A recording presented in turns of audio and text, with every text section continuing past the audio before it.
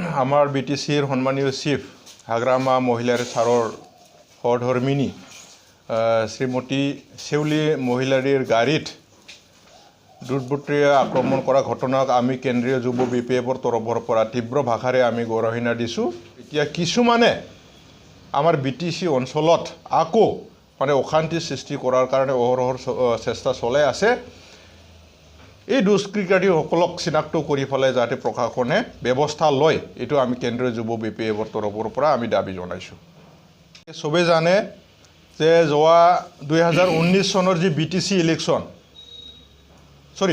MP election, এই MP ইলেকশ্যনত আমাৰ BTC অঞ্চলৰ 5 নং কোকৰাঝাৰ সমষ্টিত এটাও ৰিপল হোৱা নাই। মানে কি বুজায়, ইয়াত শান্তিভাৱে আমি ইলেকশ্যনটো খেলিছোঁ।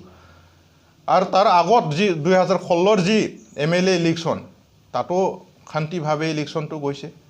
তো এতিয়া অপজিশ্যনক আমি এইটো ডাইৰেক্টলি আমি ক'ব পাৰোঁ, অপজিশ্যনে মানে এনেধৰণৰ কাৰ্য কৰি পেলাই শাসনত অহাৰ কাৰণে মানে তেখেতসকলে চিন্তা কৰিছে, কিন্তু এইটো কোনো দিনে তেখেতসকলে সফল হ'ব নোৱাৰিব।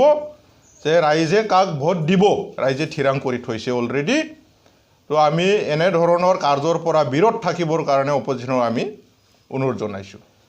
ৰাজনীতি দলবিলাকে BPFৰ যিখিনি আমাৰ কিবাটো দেখি পেলাই, যে শক্তিটো দেখি পেলাই শংকিত হৈছে আৰু আমাৰ অঞ্চলত অশান্তি সৃষ্টি কৰি পেলাই খেলিমেলি কৰি পেলাই তেখেতসকলে পাৱাৰ অহাৰ কাৰণে চেষ্টা চলাইছে, কিন্তু তেখেতসকলে কোনোদিনে এইটো মানে সফল হ'ব নোৱাৰিব।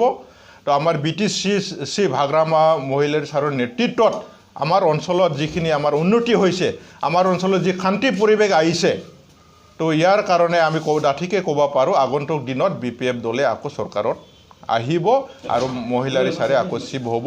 কোনো ইয়াত অপজিশ্যনে ইয়াত পাৱাৰত আহিব নোৱাৰে।